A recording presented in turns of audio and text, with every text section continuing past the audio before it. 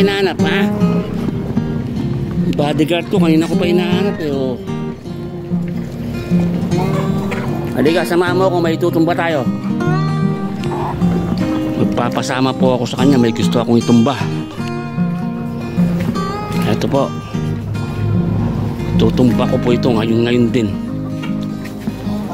Ito po. Tutumba natin yan. Kasi nakaka-istorbo na naman sa kapitbahay. Ayan o. Mapasok na yung dahon niya. Siguro pwede nang mahinog yun. Kaya ibagsak na po natin. Dali.